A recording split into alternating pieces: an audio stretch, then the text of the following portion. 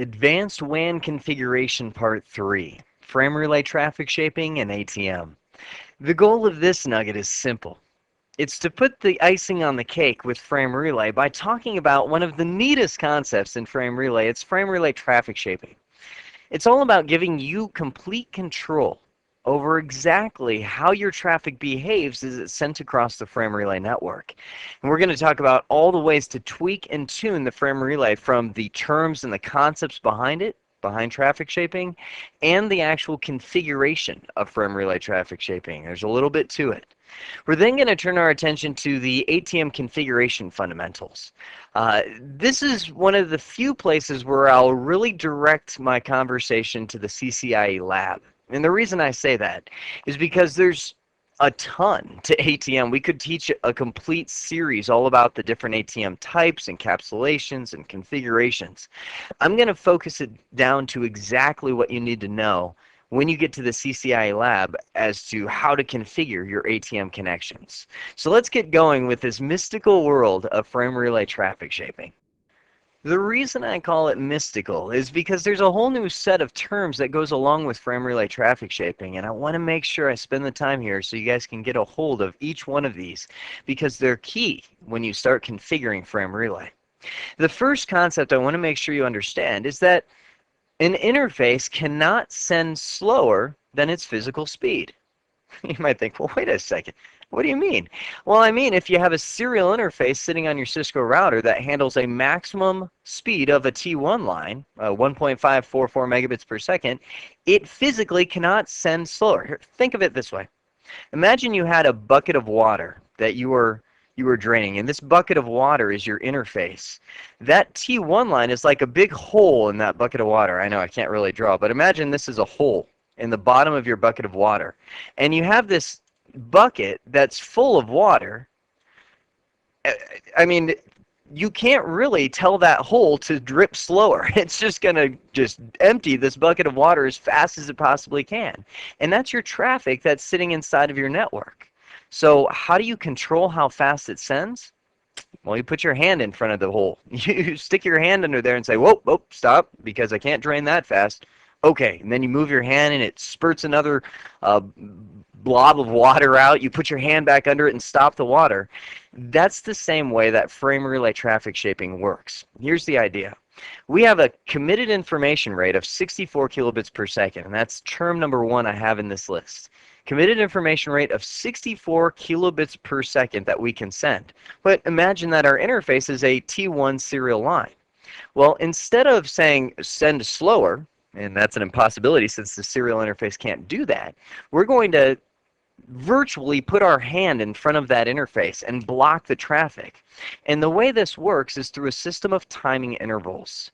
By default, every service provider that I've ever encountered in all Cisco routers will divide up every single second into eighth of a second timing intervals. I put 4 of them down here at the bottom of this graph. You see 1 T sub C, 2 T sub C, 3 T sub C, and 4 C sub C.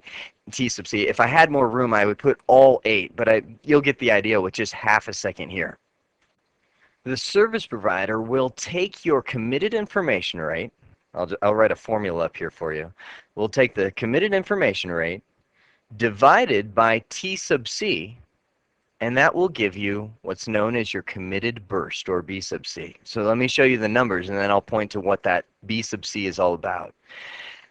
Committed information rate is 64 kilobits per second, or 64,000 bits per second, right? Divided by the T sub C, which is 8 in this case, since we're dividing it into eighth of a second intervals, equals our committed burst. And what is that? 8,000 bits per timing interval. I'm always tempted to say bits per second, but 8,000 bits per timing interval is able to be sent on our frame relay connection. So our service provider is essentially committing to us that we can send 8,000 bits every timing interval, and if we go above that, we're running the risk of getting our traffic dropped. So let's start sending traffic. Our router has some traffic to send, and what's it going to do if we configure it correctly is it's going to, in this first timing interval, walk out here and send 8,000 bits. We'll say 8,000 bits, wham, there you go, as fast as it possibly can. Remember, this is like a draining water jug here, a giant hole. It has a T1 interface, so it's going to shoot that out really quick, and then we're going to put our hand in front of it and stop it because we don't want it to exceed that traffic. So in the next timing interval, it's going to say, well, I've got 8,000 more bits to send. Wham, and it'll send it as fast as it can out that interface. Now let's say in this third timing interval, or in the time between 2 C sub C and 3 T sub C, we don't have as much traffic to send. Maybe we only have 4,000 bits per second, or 4,000 bits to send out. It's going to send that as fast as it can and stop. And then maybe in this next timing interval, it gets 8,000 more and sends those. Now what just happened there? We just had 4 bursts of traffic, each one of them conforming to the committed burst rate, so we're not in danger of getting our traffic dropped. What will end up occurring is we just did something known as banking traffic. See this little section right here? This was 4,000 bits that we did not send, and if our service provider lets us, we can then bank that traffic. And this is, again, going to be negotiated in the service provider contract, how much you're able to bank, how long you'll be able to store it for, and things like that are all negotiable with your service provider. And here's what that bank means. I mean, think of a bank where you physically put your money. What do you do with it? When you have some extra money, you put it in the bank for use at a later time.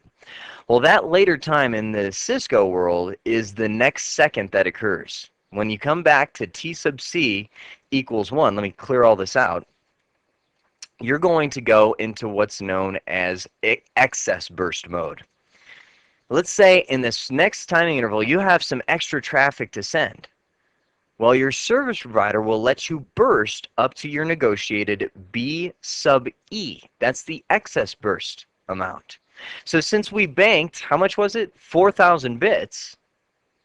I'll write that down. 4,000 bits from the last timing interval, or from the last second. We just bursted, in this case, 2,000 bonus bits. We went above and beyond and bursted 10,000 bits in that first timing interval. But we still have 2,000 left over, so the next timing interval that's going to happen, we could go ahead and eat up the rest of our bank and burst up another 10,000 right there. Once we've eaten up our bank account, we then drop back down to the 8,000 bits per second that was negotiated with our service provider. It's really cool that you can actually bank your bandwidth to send at a later time when you have more traffic waiting to be sent. Now, don't get the wrong idea here. When I first saw this, I looked at it and said, well, wait a sec. My frame relay router's on all night, and there's no employees in the office. So does that mean it's just filling that bank account all night?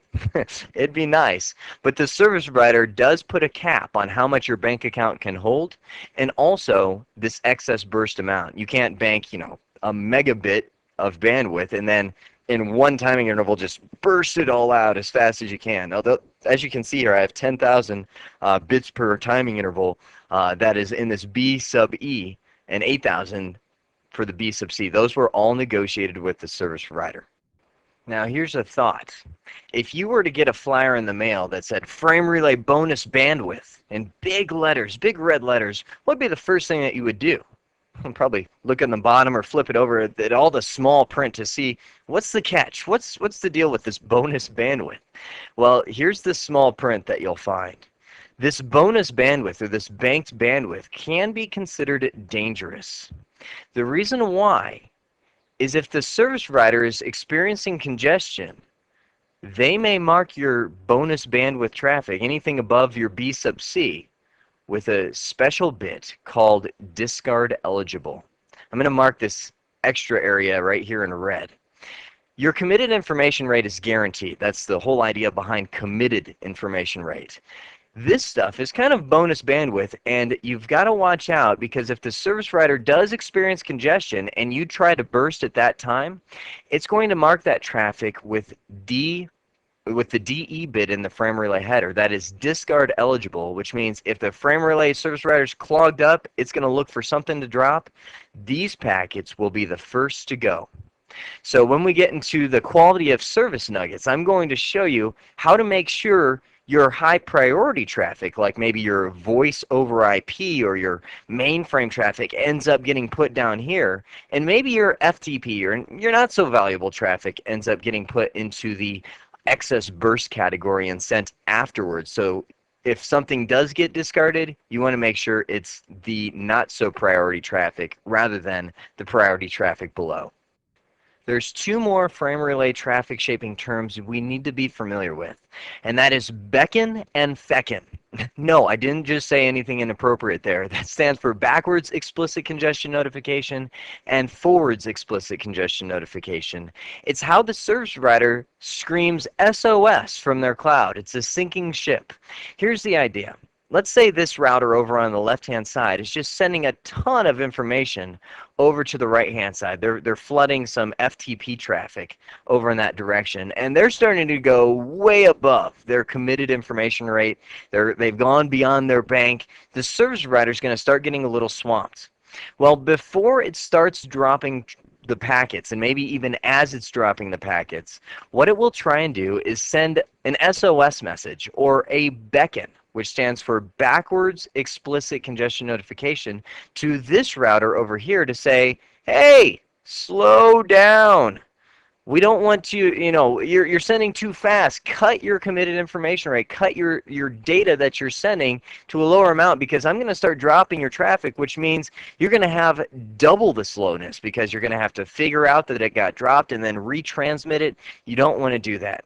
That's the backwards explicit congestion notification. Be careful, because a lot of people get this one confused and think, oh, well, then the forwards must just be sending it the other direction, right? Not so. It does send it the other direction, but it's for a different purpose than you may think. Here's the idea. Let's say we have FTP going across. Or, you know what? Instead of FTP, FTP is a reliable, acknowledged protocol. You probably wouldn't see a fecken in that case. Let's say this is a video stream. We're streaming a video stream between these routers. Now, video normally uses the UDP protocol, which is not acknowledged. Now, what's going to happen is it's going to be sending all this video traffic, and the frame relay service provider wants to send something to say slow down, but here's the problem. The frame relay service provider can't send anything to that router. What it's waiting for is this router to send something back, so that it can tag that packet with the beckon bit. See, a beckon is never sent by the service provider. Rather, it's actually tagged onto a packet that's sent from here, because legally speaking, a service provider cannot send your router anything. It can just tag stuff onto packets going through its network. So here's what a fecken does. When this video stream is going through to the other side, the frame relay service provider is like, I need to tell them to slow down, but I can't. I don't have a packet. So what it will do is send a fecken to this router and say, router, please send a packet. just a generic packet. There's actually an RFC type for this packet. Just a generic packet, so as it comes through the cloud, I can tag it with a beckon message, and I can tell that person to slow down. So forwards is pretty much just a request for this router to send a packet so that it can send a beckon to this router that is flooding the frame relay cloud. Now the catch is, by default, routers will ignore both beckon and fecken messages. So as the service provider is screaming for help, your router will just keep on sending as if nothing happens. We need to configure it to support these messages. Let's turn our attention to that right now. There are three major steps to make frame relay traffic shaping work successfully. The first one is to create a map class. This is done from global configuration mode.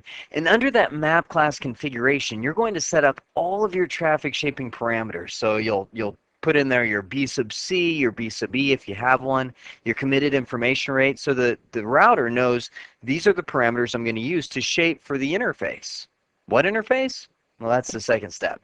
This is the most forgotten command in Cisco history. Interface configuration, you type in frame-relay, I just abbreviated here, so frame traffic shaping, for traffic-shaping. The reason it's the most forgotten is because it doesn't really do anything. It just enables that interface to support frame relay traffic shaping. You can then apply that map class that you defined up here to the interface, or if you're in sub-interface configuration mode and maybe you're in a point-to-point configuration, then you can apply the map class to the specific PVC. So let me bring up my live topology here, and I'll show you how to do this in the live interface.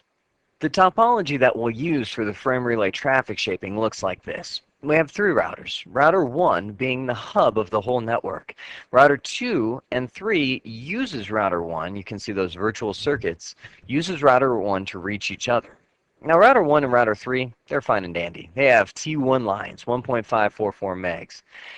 Router 2 unfortunately got hit with the budget cuts. 28.8 kilobit per second committed information rate. And the reason I chose one so low is because we'll be able to see how traffic shaping decreases the speed when we do some tests at that low speed. So I'm going to focus in on the configuration on router 1. Let me bring up the prompt here. Let's go into global configuration mode and do step 1. I'm going to type in map class, followed by what type of map class this is. You can apply traffic shaping on any one of those three networks you see listed. In this case, frame relay. Now we have a name. I'm going to say this is our slow virtual circuit. So I'll just name it slow. It is case sensitive, all capital letters. You see here that we don't have many options under this mode initially. We have default, which sets a command to its default. If, for instance, we've played with it and we want to get it back to what it was by default, we can use that. We can exit out, but the main one we're going to focus on right here, and where all our traffic shaping settings are defined, is underneath this frame relay command. When I type it in, you see a slew of options that are given to us, and a lot of these are going to be covered when we get into the quality of service nuggets. For now, I want to focus on the big ones that you're going to be using for traffic shaping. The first one is adaptive shaping. Let's talk beckons. Beckons, again, are the service provider's way of telling you to slow down, and by default, your router will not adapt to any beckon messages. So if we want to turn that feature on, I'm going to type in frame relay adaptive shaping followed by beckon, B-E-C-N, to allow it to respond to the beckon messages and cut its speed as it receives them from the service provider. Now, anytime I do that command, instantly my mind goes, wait a sec, what if the service provider tries to take advantage of me and doesn't give me my full CIR and just keeps sending beckons until I'm going at a snail's pace, as if 28.8 wasn't bad enough? Well, we can go ahead and set the min CIR. I'm going to type in frame relay, min CIR, followed by what is the absolute minimum that we're going to go to. And you know what? I'm going to give the frame relay service provider the benefit of the doubt here. And I'm going to give the min CIR 24,000 bits per second. So no matter how many beckons I receive, I'll never go slower than this, which is giving a service provider 4.4 kilobit per second back. So that is going to be the slowest we ever go. Now for the main ones. The frame relay adaptive shaping is now configured to respond to beckons. Now let's go ahead and set our B sub C, our B sub E, and our CIR. We already know our CIR. That is 28.800. 28.8 kilobits or bits per second is what it takes it in. So I've set that. Now let's set the B sub C. Frame relay B sub C, it's going to ask, well, how much should I send each timing interval? Well, let's pull out the calculator, reach in my back pocket. There, I got it. 28.800 divided by, well, most service providers use 8 because it's every eighth of a second. Looks like 36,000 bits per second will be sent each timing interval. And I got to get out of the habit of saying bits per second because it's just bits now. 36,000 bits every timing interval. And let's say I've negotiated with the service provider and they've allowed me to burst 200 bonus bits that I've banked up at the beginning of each major timing increment. So I'll hit 200 in there to let the router know it is able to burst that. And let's see, have I gotten all of them? We've got the adaptive shaping, B sub C, B sub E, CIR. We're good to go. A lot of these, like I mentioned, have to do with quality of service. T sub C, the timing interval. If your service provider has ever gone beyond the defaults, and they have some other timing interval other than an eighth of a second, you can set that here. It will be set to 125 milliseconds, which is 1/8 of a second by default, so we don't need to really type that in. And there is a shortcut, frame relay traffic rate. You might have been thinking, well, if I type in the CIR and it knows the T sub C, was it really necessary to type in the B sub C? I mean, couldn't it figure that out if it was 1/8 of a second, just divide the CIR by 8? The answer is yes, it can figure it out. I just like to type them in so I know exactly what the router's going to do. The traffic rate command is, I hate to compare it to this, but I call it like a wizard in the Windows world where you hit next, next, and finish. With the traffic rate, what you do is you just type in your CIR, 288000, or just 00, followed by your burst, how high you could burst. So let's say we could burst up to 30 kilobits per second. And it will actually calculate all of the T sub C, the B sub C. It'll do all that for you if you use the traffic rate command. I'm a manual guy. I don't like using it. It's just too wizard-like for me. So that's configuring the map class. Now, one of the things I want to show you is, as of right now, I'm going to show a big show command, show traffic shape, and you see nothing is set up. That's because we've created the map class, but we haven't applied it to the interface. So we're going to go into serial 0/0. And the first command, I said it's the most forgotten command, frame relay traffic shaping. It doesn't do anything. It doesn't have any arguments. It just enables that interface to support map classes. The reason it's the most forgotten is because you can still apply map classes to that interface, and it will take it just fine. It just won't work until you type in this command, which is no fun. Let's get into the point-to-point interface, because I want to just affect this circuit. Because be careful, this is a big point I want to bring up here. If I applied that map class to the serial 0/0 interface, you know what? It would work for both PVCs. And in this case, I would end up sending to router 3 at 28.8K, even though it's able to support T1. Ouch, don't want to do that. So let's get into the .1 interface, which is just going to router 2. And I'm going to type in, there's a couple ways I can do this. I can type in frame relay, followed by class. And I can say I want to define a map class on this interface. And this is the way I'll do it for now. I'll say frame relay class slow. That's our circuit that we've applied, and we've slowed down the traffic rate between there. Now, the other way that we could do it is under the DELC configuration mode. I could type in frame relay interface DELC 102, and it says, hey, your circuit's already defined. That's okay, because it's put us in this DELC configuration mode where we could type in class and apply it just to that one DELC. Since this is a point-to-point interface, you can apply it from either place and it'll work out okay. I'm going to go back and now issue that command, show traffic shape. Enter. Look at what happened. I turned on frame relay traffic shaping, and wow, it already applied a bunch of default settings, default traffic shaping to my interface, and yikes, I'm looking at it, it's not good. I'm looking at that interface serial 0/0.2, which is my T1. Look at what it did. It cranked it down to a 56K modem. That's the default traffic shaping parameters, so you need to be careful if you're going to turn it on. You want to make sure that you define a fast map class that says, well, wait a sec, crank it back up to a T1 line. But this is the one that I'm focused on. This is the one we just applied it to. Serial 0/0.1, virtual circuit 102, target rate 28.8, the byte limit 475, the sustained bits per interval, this is the big one, 3600 bits per timing interval. What is the timing interval? There it is. As we mentioned, T sub C is 125 milliseconds. We have the excess bits, which is the banked bits that we could send in there, and we also have the adaptive beckon. It will respond to beckons. You notice all of these other ones have nothing. It's not going to respond as it gets those.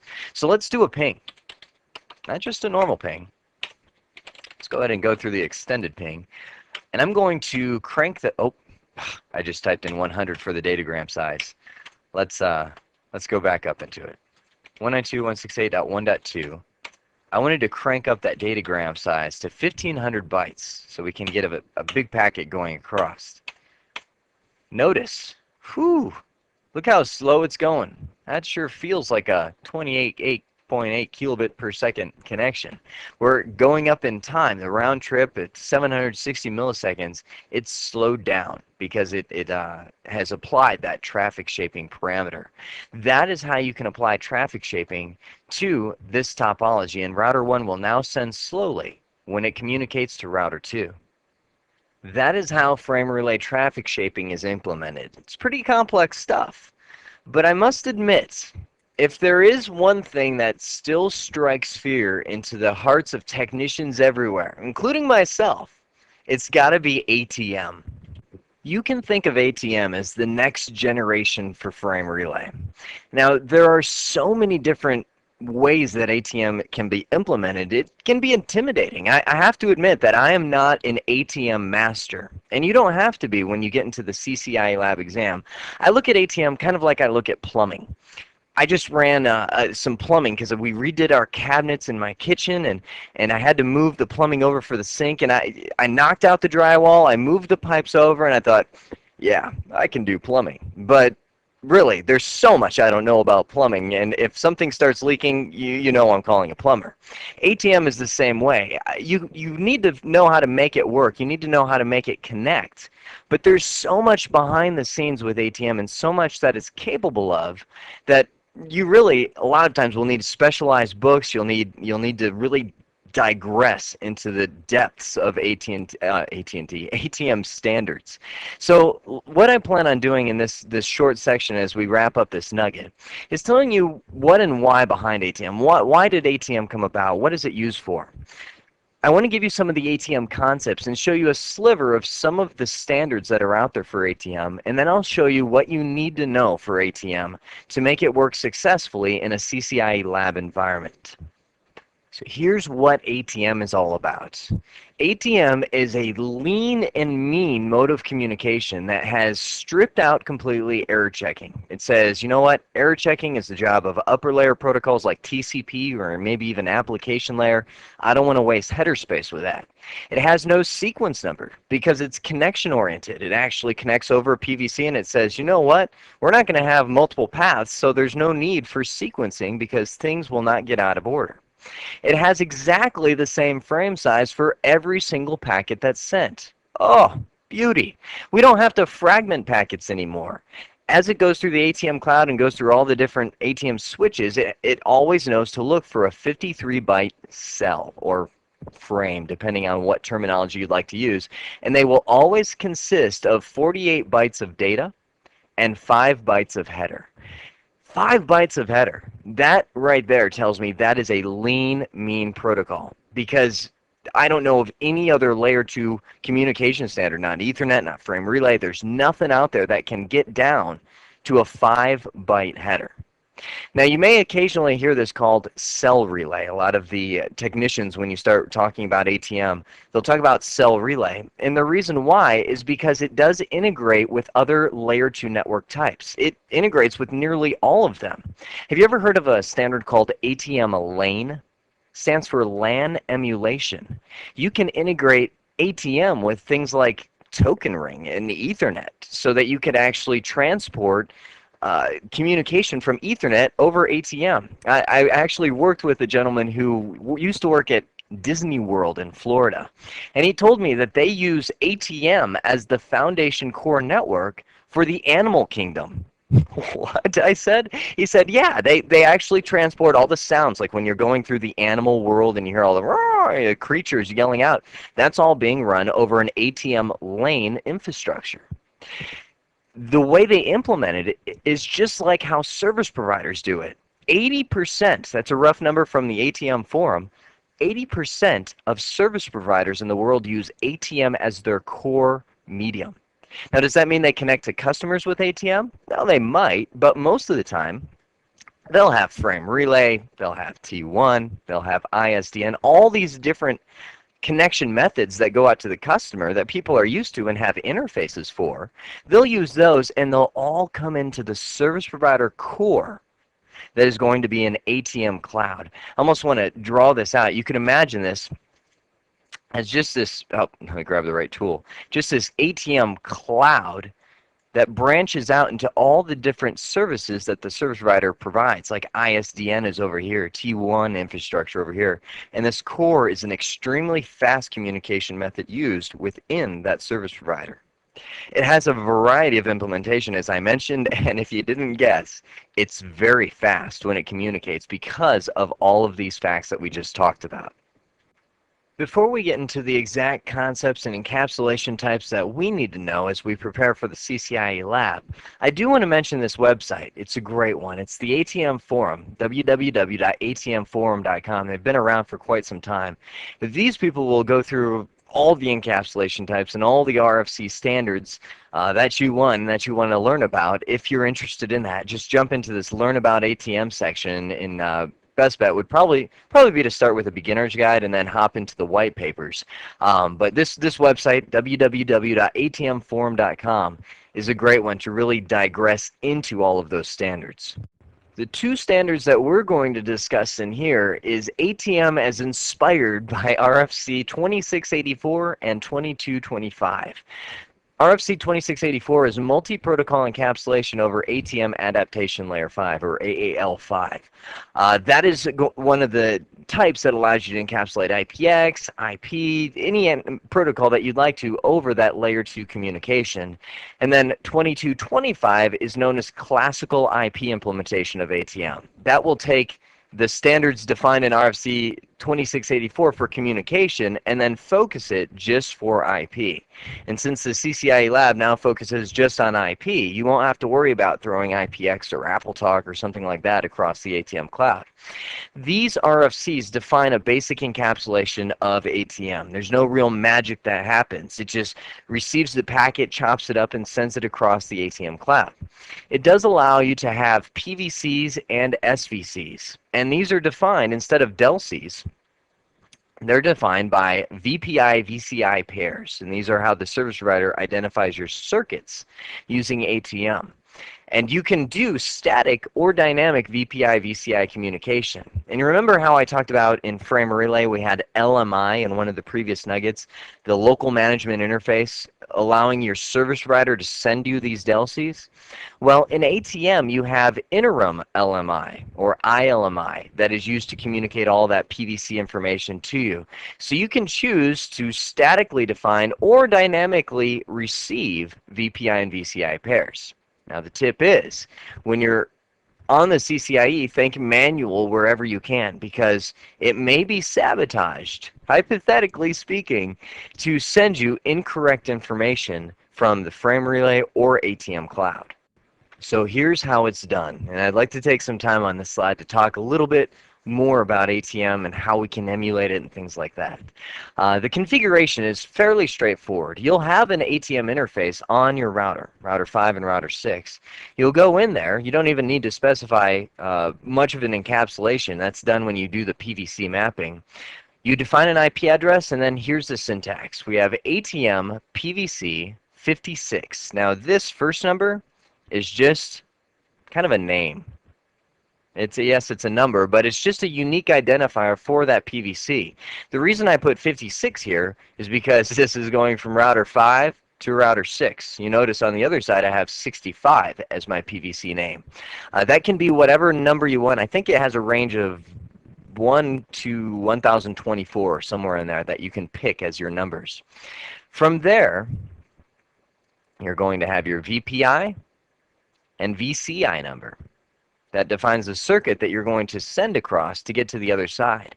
Just as with frame relay, these are locally significant. So we very well could have, in the real world, a 0/115 over on this side as well to communicate back. They're locally significant only to your router. It's just like the departing flight number across the ATM cloud. From there, we have AAL5 snap, which when you're using classical IP, which is just sending TCP/IP across the cloud. That is 90% of the time what you'll end up using, because it lets IP act like IP. It will allow routing protocols to work across that ATM cloud. It will allow broadcasts to be sent. It will allow it to do inverse ARP, which allows it to discover what the other side's IP address is and map it. So it will dynamically create a mapping table saying, okay, VPI 0/115 is really mapped to 172.16.1.2, which is over on the other side. That's how I reach that. And that's only accomplished through inverse ARP, which is what AAL5 Snap allows to happen. Now, some people have asked me in the past, they said, well, Jeremy, is it good to set up this in the lab? I will tell you, no, it's not. If you really want to get the experience and try an ATM circuit and try this configuration, most likely you'd be best off renting equipment from somewhere. The reason I say that is to emulate ATM, there's no easy way. You have to buy a Cisco, or you could use another vendor if you like, but Cisco Light Stream ATM switch. That's how you emulate that ATM cloud. And that's a pretty pricey piece of equipment right there. You also need to buy ATM interfaces for both routers that you're connecting to the other side. There's no serial connection. It's actually an ATM interface that you need to purchase. And for this configuration, I look at that and I think, well, I'll cross that bridge when I get there, and that's really how simple it can be to statically define a PVC. So that's really all there is to the ATM that we need to encounter when we get into the CCI lab environment. However, for the real world, there's a lot more to it, and you can get into the quality of service. And truth be told, you might have heard of MPLS. ATM was actually kind of the foundation behind how MPLS was developed, which is an extremely fast, it's known as label switching technique to speed service provider core networks. There's a lot to ATM. I just wanted to focus in on those core points right now. In this nugget, we have accomplished our two major objectives. Number one, to put the lid on frame relay with what I consider the most complex topic that really deals with frame relay: traffic shaping. Configuring our interface to stop sending data so it doesn't overwhelm it. Remember, we don't configure the interface to slow down. That's not possible, technically, to make an interface send slower. We can only control how much data leaves during the timing interval by putting our virtual hand in front of it. The second thing that we did was walk through the foundations of ATM and essentially how to configure a virtual circuit statically using the classical IP implementation of ATM. I hope this has been informative for you, and I'd like to thank you for viewing.